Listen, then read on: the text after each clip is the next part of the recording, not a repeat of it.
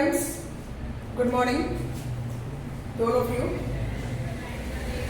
चलिए, आज का हम लोग का क्लास देखना है वो वेक्टर से पढ़ना है रेगुलर वे में, नियमित रूप से।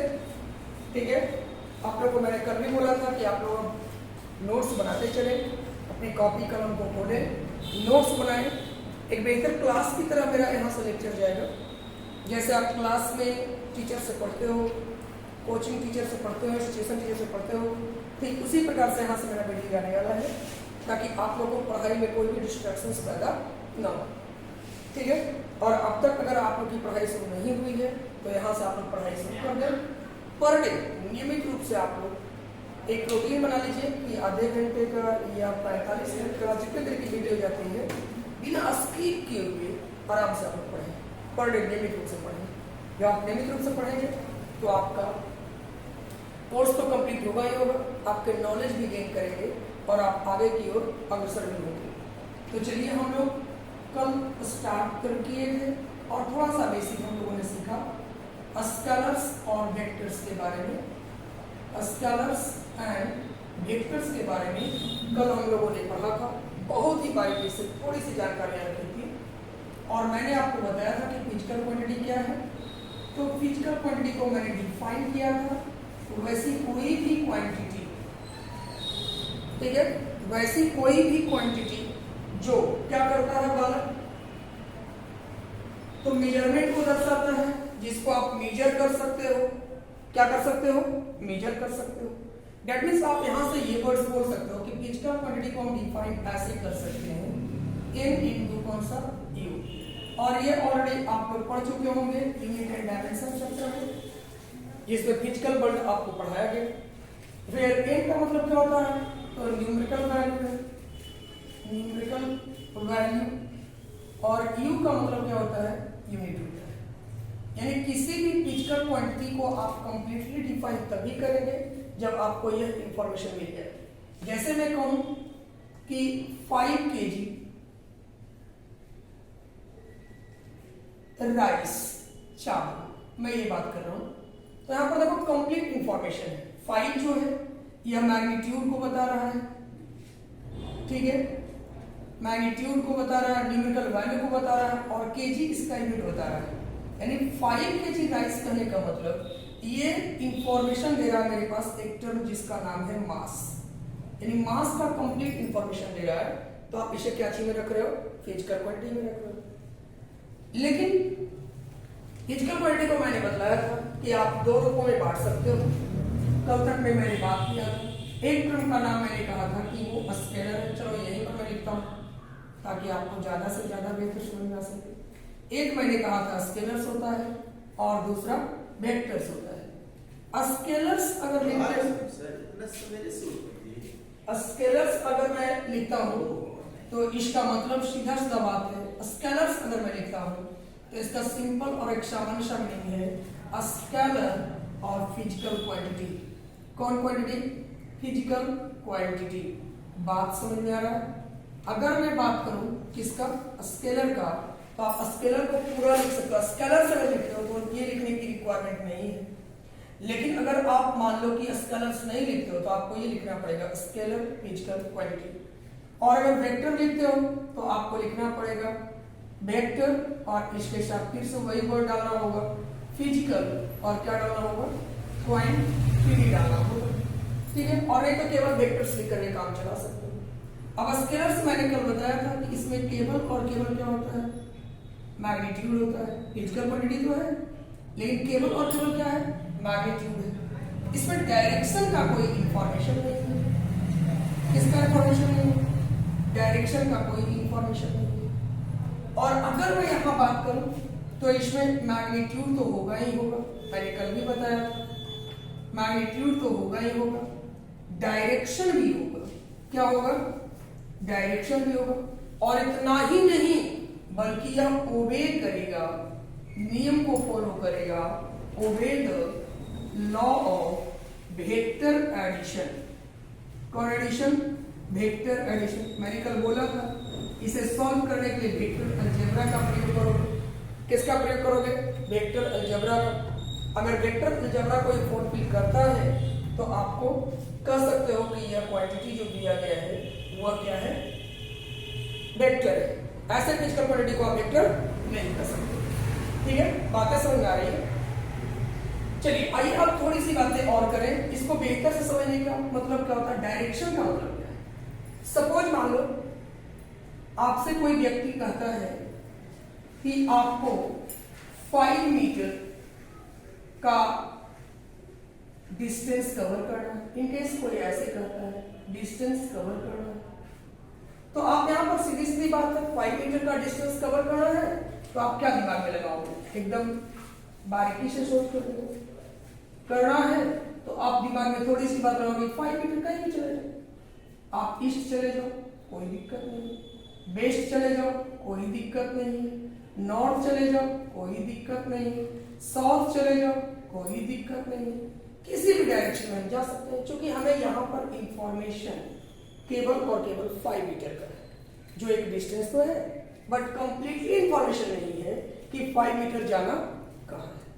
तो कुछ ऐसे भी फिजिकल क्वांटिटी होते हैं जो डायरेक्शन के बगैर इनकम्प्लीट इंफॉर्मेशन बताते हैं। अब अगर कोई व्यक्ति कहते हैं 5 मीटर ईस्ट, तो आपके पास एक कंप्लीट इंफॉर्मेशन होगी कि हमें 5 मीटर तो जाना है, लेकिन कहाँ जाना है। तो जो आपका स्टार्टिंग पॉइंट है, इनिशियल पॉइंट है, वहां से कहाँ जाना है 5 मीटर, किधर जाना है तो टुवर्ड्स ईस्ट, पूरब में जाना है। किधर जाना है, पूरब में जाना है। यानी ये आपके पास कंप्लीट इंफॉर्मेशन है, और जैसे ही ये आपकी कंप्लीट इंफॉर्मेशन है तो अब इसे आप नाम दे सकते हो वाला क्या, कुछ एग्जांपल से मैंने लिखा था कि अगर आप इसमें एग्जांपल्स लिखना चाहते हो, मैंने कहा कि डायरेक्शन इसमें नहीं होता, कंफ्यूज नहीं हो जाना। मैंने कहा कि अब इसका एग्जांपल्स में आपने कल देखा था, मैंने कहा था स्पीड है, इससे पहले एक बार डिस्टेंस भी ले सकते हो, स्पीड ले सकते हो, और वो वर्क ले सकते हो। ठीक है, ये सब के सब क्या है, तो आपको स्केलर्स हो जाएगा। लेकिन अगर अब आप वेक्टर की बात करते हो तो आप इसमें एग्जांपल्स ले सकते हो। बोलो क्या एग्जांपल्स ले सकते हो, मैंने कल भी बताया था आपको, क्या बताया गया था, तो कंप्लीट इंफॉर्मेशन में आपको जो मिलना चाहिए डायरेक्शन भी और साथ ही साथ मैग्नीट्यूड भी। अगर मैं बात करूं एग्जांपल्स पर, तो आप यहां से लिख सकते हो बालक, कौन सा, डिस्प्लेसमेंट लिख सकते हो। ठीक है, इसके बाद क्या लिख सकते हो, तो वेलोसिटी लिख सकते हो, फिर क्या लिख सकते हो, एक्सेलरेशन लिख सकते हो। ठीक है, और साथ ही साथ आप और भी चाहे तो फोर्स लिख सकते हो।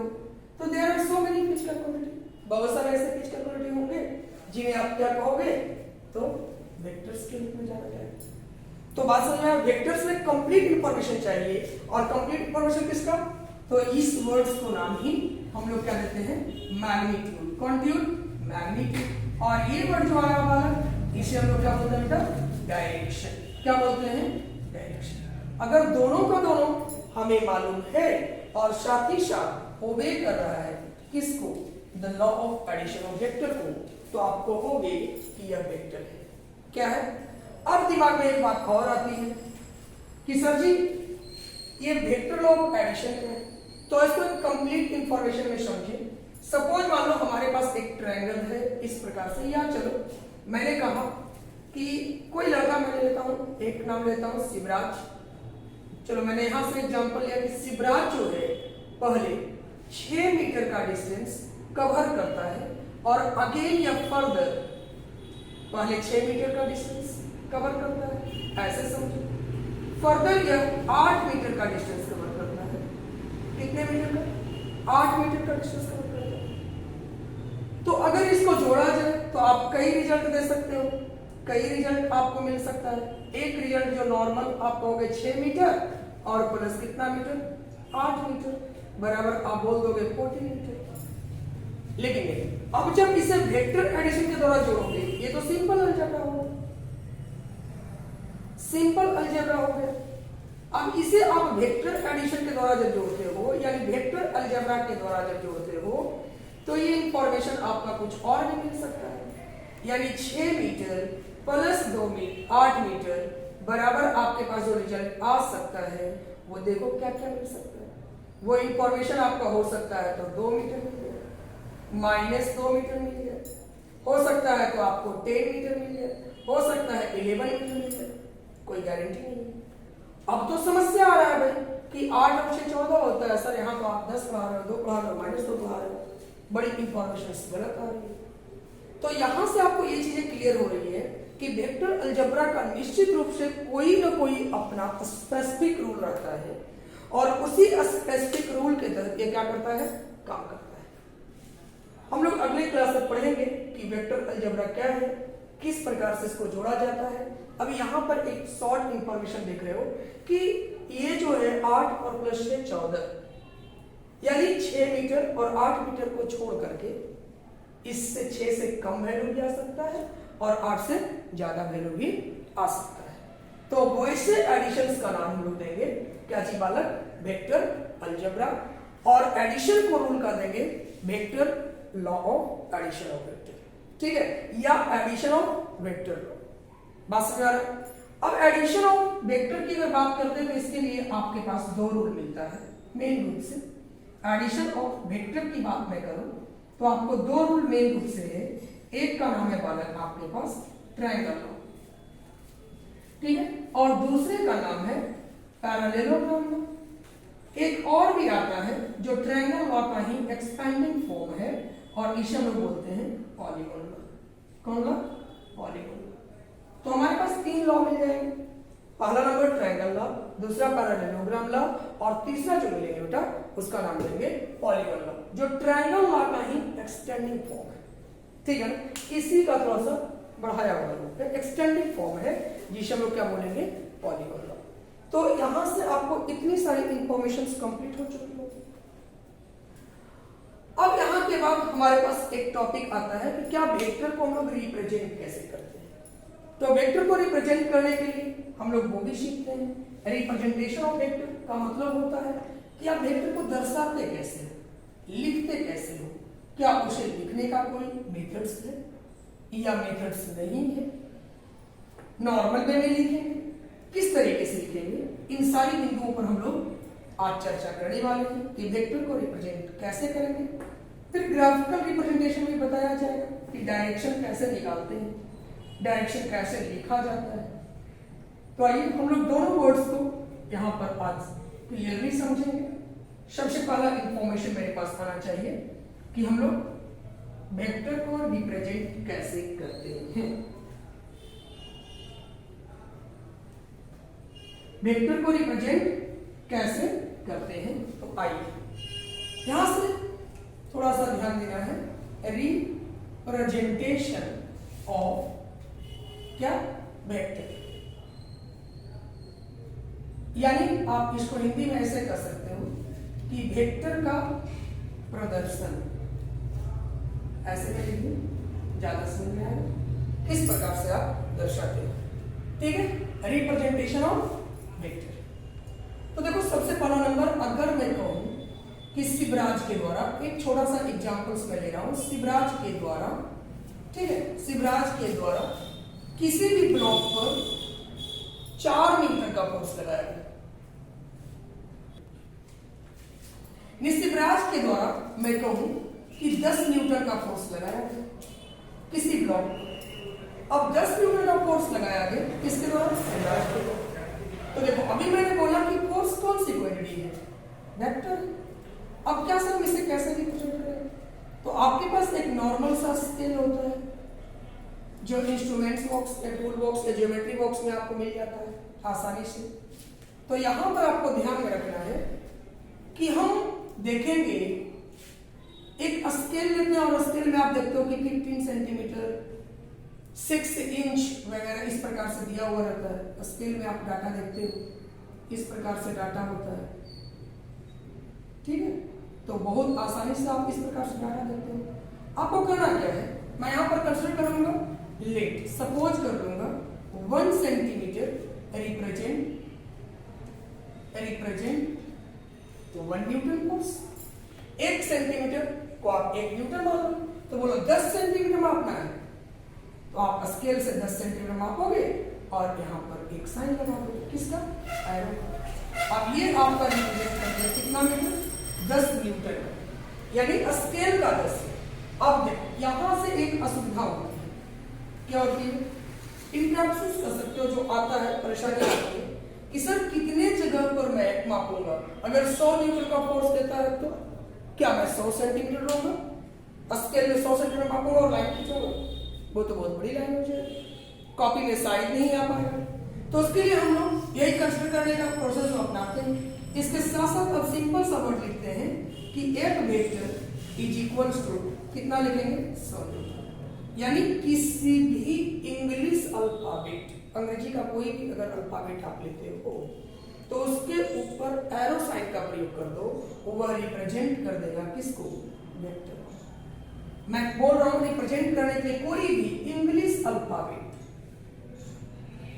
इंग्लिश अल्फाबेट ले लो और इंग्लिश अल्फाबेट को उठाओ और उठा करके आपको करना क्या है, तो जैसे ए लिखा, बी लिखा, सी लिखा, चलो मैं ए बी लिख रहा हूं, बी सी लिख रहा हूं, सी डी लिख रहा हूं, या स्मॉल में लिख सकते हो ए बी लिख रहा हूं, बी सी लिख रहा हूं या सी डी लिख रहा हूं, ठीक है। या फिर तुम चाहो तो ऐसे लिख सकते हो, स्मॉल ए बी केवल लिख सकते हो, स्मॉल बी भी केवल लिख सकते हो और स्मॉल सी भी लिख सकते हो। तो ये तो पूरा का पूरा केवल और केवल डाटा है, सिंबल हो गया। लेकिन अब इसके ऊपर जब मैं एरो लगा दूं तो ये पूरे के पूरे किसको रिप्रेजेंट करेंगे, यानी पूरा का पूरा आपको फोर्स जैसे वेक्टर क्वांटिटी को क्या करेगा, रिप्रेजेंट करेगा। मतलब ये सब का सब क्या हो गया, वेक्टर्स का नोटेशन हो गया, वेक्टर का प्रयोग कर रहा है। अब अगर आप अच्छी अच्छी बुकें पढ़ते हो, ठीक है, विदेशी फॉरेन राइटर का बुक पढ़ते हो, इरोडॉव का बुक पढ़ते हो, कोरोडॉव का बुक पढ़ते हो, तो वहां पे आपको इस प्रकार से नहीं लिखा है, उसको लिखने का एक सिंपल सा तरीका दिया है। ए को थोड़ा क्या कर दिया बेटा, बोल्ड कर दिया, ए वेक्टर होगा, यानी बोल्ड करके भी आप इसे लिख सकते हो। बी को थोड़ा बोल्ड कर दिया तो बी वेक्टर हो गया, सी को थोड़ा बोल्ड कर दिया तो सी वेक्टर हो गया। हाँ, ये चीज याद रखना कि जब भी कभी बोल्ड करोगे लेटर को तो उसके ऊपर एरो का प्रयोग नहीं करो, यानी arrow does not over the, यानी arrow do not over the क्या चीज बोले, bold letter of English alphabet. बात समझ में आ रहा है, bold letter of English alphabet, English alphabet के बोल्ड लेटर पर कभी भी आप एरो का प्रयोग नहीं करें। आइदर वह लेटर स्मॉल हो या कैपिटल, स्मॉल से भी आप इसको रिप्रेजेंट कर सकते हैं बोल्ड करके। तो उम्मीद करते हैं कि रिप्रेजेंटेशन आपके दिमाग में आ गया होगा कि किस प्रकार से रिप्रेजेंट करते हैं। आइदर लेटर को बोल्ड कर दो या लेटर के ऊपर क्या लगा दो, एरो का साइन लगा दो, तो आपको आसानी से वेक्टर को रिप्रेजेंट किया जा सकता है। तो ये बातें तो क्लियर हो गई, वेक्टर को रिप्रेजेंट कैसे किया जाता है। अब आता है कि वेक्टर में हम लोग डायरेक्शन और मैग्नीट्यूड दो बातों पर बात करते हैं। एक वर्ड तो आता है आपके पास, डायरेक्शन में दो बातें अब तक में क्लियर हुई। एक वर्ड तो आता है मैग्नीट्यूड, तो मैग्नीट्यूड वर्ड को हम लोग कैसे लिखेंगे, और दूसरा वर्ड है क्या चीज, डायरेक्शन, इसको कैसे लिखेंगे।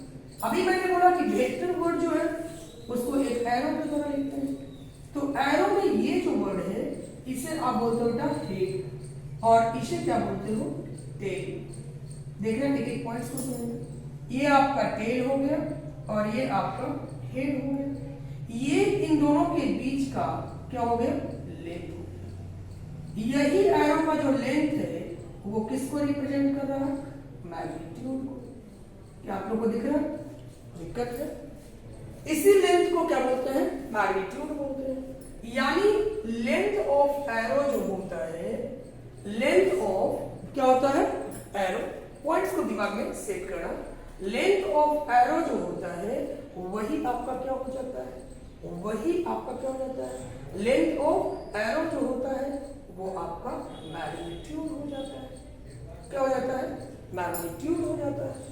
और यहां वर्टेक्स कह रहे हो या जो हेड कह रहे हो, ये हेड ऑफ जो एरो है ये आपका क्या हो जाता है, डायरेक्शन हो जाता है। क्या हो जाता है, डायरेक्शन होता है। अब कुछ बच्चे अंग्रेजी जिनका बहुत ज्यादा मजबूत होगा वो डायरेक्शन ही पढ़ेंगे, डायरेक्शन मत पढ़ना, क्या पढ़ोगे, डायरेक्शन पढ़ोगे, ठीक है। तो वर्टेक्स या हेड ऑफ एरो को आप क्या पढ़ोगे, डायरेक्शन बोलोगे। क्या बोलोगे, डायरेक्शन बोलोगे। अब यहाँ पर एक वर्ड आता है टेल। टेल जो होता है वह इनिशियल पॉइंट को रिप्रेजेंट करता है।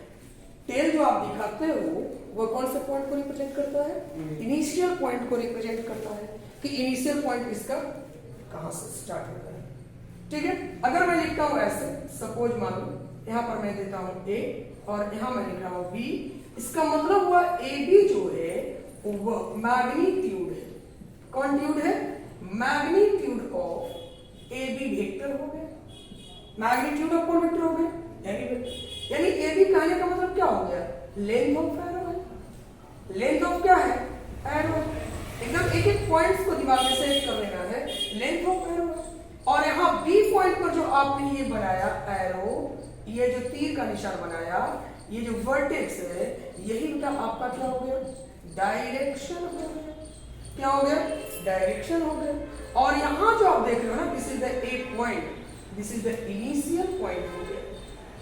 कौन पॉइंट हो गया? बोलो, पॉइंट्स दिमाग में आया? दिस इज द कौन पॉइंट हो गया? Initial point. तो this is the initial point and this is the direction and A B is the क्या हो गया बेटा? लेंथ ऑफ एरो, जिसे हम लोग नाम क्या दे रहे हैं? मैग्नीट्यूड। अब इतनी सारी बातें क्लियर हो गई। तो देखो, मैग्नीट्यूड को लिखने का एक सिंपल सा तरीका है। हम लोग अगर लिखते हैं ए बी, तो यह भी दर्शा रहा है मैग्नीट्यूड। मैं अभी बताया, इसी को लिखने का तरीका है, मैं लिख सकता हूं ए बी वेक्टर का क्या चीज? मोड। ये भी आपको दिख रहा है मैग्नीट्यूड को। अब यहां पर याद रखना कि क्या कौन सा ऑथेंटिक तरीका है, ज्यादा बेस्ट कौन सा है। तरीका दोनों सही है, ऐसा नहीं कि ये गलत है और ये सही है, या फिर ये गलत है और ये सही है। लेकिन कोई कहे कि सबसे ज्यादा ऑथेंटिक तरीका क्या है, तो सबसे बेस्ट ऑथेंटिक तरीका मैग्नीट्यूड को रिप्रेजेंट करने का ये। यहां पर एक वर्ड हम लोग मोड के द्वारा लगा लेते हैं। मोड कहने का मतलब ये होता है no symbol, neither positive sign nor negative sign. ना तो पॉजिटिव और ना ही नेगेटिव, ना पॉजिटिव ना नेगेटिव। नेगेटिव साइन जब भी किसी के साथ लगता है तो वो क्या दिखा देता है? अपोजिट डायरेक्शन दिखा देता है। यानी नेगेटिव साइन या पॉजिटिव साइन का प्रयोग डायरेक्शन को रिप्रेजेंट करने के लिए करते हैं। और मैं यहां पर बोल रहा हूं कि जब भी हम लोग मोड लगाते हैं तो किसी भी प्रकार के साइन का प्रयोग नहीं किया जाता है। मतलब ए बी मोड का वैल्यू अगर निकालोगे तो रिजल्ट आपका ए बी आएगा। क्या आएगा? ए बी आएगा। लेकिन लिखने का मोस्ट ऑथेंटिक वे जो है, तरीका है, वह क्या लिखोगे? मोड। क्या चीज में लिखोगे? अब मान लो तुमको लिखना था, सपोज कि शिवराज फोर्स लगाया था 10 न्यूटन का, तो आपको लिखना है कि शिवराज के द्वारा जो मैग्नीट्यूड रहा वो क्या रहा। यानी एक वेक्टर बराबर शिवराज ने कहा कि आप 10 न्यूटन का फोर्स लगा रहे हो सर, तो देखो एक बराबर 10 न्यूटन का आने का मतलब इसका मोड लिखो, बराबर कितना हो गया? 10 न्यूटन। कितना हो गया? 10 न्यूटन। बात समझ आ गई? तो यहां पर एक का मोड का मतलब मैग्नीट्यूड, फोर्स का कितना मैग्नीट्यूड है? तो 10 न्यूटन। यानी मैग्नीट्यूड ऑफ फोर्स 1 न्यूटन। हम उम्मीद करते हैं कि ये सारी पॉइंट्स क्लियर हो गई होगी। आप लोग इसे फटाफट में नोट कर लेंगे ताकि आपको परेशानी ना हो। ठीक है, यहां तक बातें क्लियर भी हो रही होगी और पूरी पूरी बातें क्लियर होती जा रही होगी। ठीक है, स्क्रीनशॉट भी आप लोग ले सकते हैं। हाँ बालक, तो हम लोग देखेंगे कैसे रिप्रेजेंट कर लेते हैं। अब आता है कि वेक्टर में हम लोग डायरेक्शन को कैसे निकालते हैं। मैग्नीट्यूड को तो समझ में आ गया, काफी बारीकी से समझ में आ चुका होगा। अब अगर डायरेक्शन की बात करें तो यहां पर एक सिंपल सा बात ये रखो याद कि डायरेक्शन का मतलब होता है, आप याद रखोगे बालक, क्या चीज है? एंगल से। अगर डायरेक्शन जहां भी बात करें तो उसका मतलब क्या चीज समझना है? एंगल से। अब एंगल जब भी होता है दो लाइंस के बीच में होता है, ये आप लोग जानते हैं। ये दो रेज जब आपस में ओवरलैप करते हैं, मिलते हैं, तो उनके बीच का जो स्पेस होता है उसी को एंगल कहते हैं। और ज्योमेट्रिक परिभाषा तो एंगल का आप जानते हैं। एंगल की परिभाषा क्या हो जाती है? तो एंगल की परिभाषा हो जाती है आर्क लेंथ और बाई क्या हो जाती है? रेडियस हो जाती है। ठीक है, तो ये परिभाषा आप जानते हो, इसको नोट कर लो सही। अब मैं बात करूं कि यहां पर देखो, सबसे पहला नंबर आपको जब डायरेक्शन दिखाने की बात आती है तो आप दो लाइंस खींचते हो। 2D डायग्राम में आप दो लाइंस ड्रॉ करते हो इस प्रकार से। ठीक है, और आप इसे नॉर्मली क्या बोलते हो? By axis. एकदम वर्ड्स को बारीकी से समझने वाला। इसे क्या बोलते हो? X axis. इसे क्या बोलते हो? एक्स प्राइम या एक्स डैश एक्सिस। और इसे क्या बोलते हो? वाई प्राइम या वाई डैश एक्सिस बोल सकते हो। अब देखो तरीका क्या होता है, आप अपने आप को इसी प्लेन में खड़े करो और इस प्लेन में खड़े करके आप देखोगे आपका जो हेड है, हेड का डायरेक्शन आपका हो जाएगा नॉर्थ। आसन है हेड का डायरेक्शन, ध्यान से समझोगे मैंने क्या कहा, हेड का डायरेक्शन आपका क्या दिखाएगा? नॉर्थ। आपका जो पैर है लेग का डायरेक्शन दिखाएगा, वो किसको दिखाएगा? साउथ को। एकदम पूरी बारीकी से सीख जाओ, अगर आज नहीं सीखोगे तो फिर कभी नहीं सीख पाओगे। याद रखना, आप लाइन खींच रहे हो, बोर्ड पर खड़े हो जाओ बोर्ड के सामने और देखो आपका हेड किधर है? ऊपर। तो ऊपर का डायरेक्शन आपका दिखा रहा है वो नॉर्थ। फिर देखो यहाँ क्या आ रहा है? तो डायरेक्शन आ रहा है साउथ, निचला डायरेक्शन। अब देखो दाहिना हाथ को देखो, दायां हाथ किधर जा रहा है? उधर का डायरेक्शन बोल देना वाला ईस्ट। और ये कौन हाथ हो गया? बायां हाथ, इधर का डायरेक्शन आपका हो गया ईस्ट। हम उम्मीद करते हैं पहले ये तो क्लियर हो गया होगा कि कैसे हम लोग north south east west represent करते हैं 2D डायग्राम। अब देखो जब हम लोग इतना सारा रिप्रेजेंट कर लिए तो अब ध्यान में हमको रखना है कि मान लो कि कोई वेक्टर ए वेक्टर है, सपोज मान लेते हैं this is the A vector और ये कोई एंगल थीटा के साथ और थीटा पर मैं ले रहा हूं कितना डिग्री? 45 डिग्री। आराम से रिप्रेजेंट कर लेते हैं। थीटा पर कितना डिग्री ले रहा हूं? 45 डिग्री। अब सबसे ज्यादा समस्या क्या आती है बच्चों को कि क्या लिखे डायरेक्शन? सर 4 डायरेक्शन तो था, अभी 5वां जो आप लिख रहे हो कहां से लिख रहे हो? इसको कैसे लिख सकते हैं? तो बड़ा सिंपल और सामान सा याद रखना, ईस्ट है नॉर्थ, उसके बीच का ये लाइन है, ईस्ट है नॉर्थ है और ये क्या है? बीच का लाइन है। तो आप दिमाग में रखो, हम लिखने का ईस्ट नॉर्थ भी लिख सकते हैं, गलत नहीं होगा, लेकिन जो लिखने का ऑथेंटिक तरीका है पहले नॉर्थ को लिखा जाता है, तो हम लोग लिखेंगे नॉर्थ ईस्ट। 45 डिग्री पर अगर है तो याद रखना क्या लिखेंगे? North east. इधर से लिखा है तब भी वही लिखो, क्योंकि दोनों तरफ तो आएगा। मान लो तुमको अगर इस प्रकार से लिया और यहाँ का डायरेक्शन आपको ये एंगल 45 डिग्री, ये एंगल भी 45 डिग्री। मैं बोल रहा हूँ कि इसको लिखने का तरीका तुम लिख सकते हो वेस्ट नॉर्थ, गलत नहीं होगा, लेकिन जो ऑथेंटिक तरीका है, जो ज्यादा पॉपुलर तरीका है, वो आप लिखोगे नॉर्थ ईस्ट। यानी पहले जो लिखने का तरीका है वो नॉर्थ साउथ को लिखते हैं और उसके बाद ईस्ट वेस्ट को लिखते हैं। कितने एंगल के लिए? 45 डिग्री।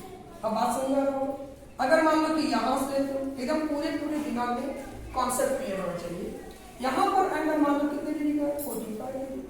अब लिखने का तरीका मैं वेस्ट साउथ भी लिखूं तो गलत नहीं होगा, बट मैं फिर से बोल रहा हूं जब सबसे ज्यादा मोस्ट ऑथेंटिक तरीका क्या है? पहले साउथ को लिखेंगे फिर वेस्ट को लिखेंगे, साउथ ईस्ट। डन है। यहां से अगर 45 डिग्री पर लेते हो तब देखो यहां से 45 डिग्री, ये भी 45 डिग्री। अब तुम्हारा जो लिखने का तरीका हो वो तुम क्या लिख सकते हो? ईस्ट साउथ भी लिखोगे, गलत नहीं होगा। मैं बार बार बोल रहा हूं गलत नहीं होगा, बस जो मोस्ट पॉपुलर या मोस्ट ऑथेंटिक वेज है वो लिखने का तरीका क्या है? South east. बात सुना है? पहले साउथ को लिखेंगे बाद में ईस्ट को लिखेंगे, तो क्या हो गया? South east. बातें दिमाग में आ गई।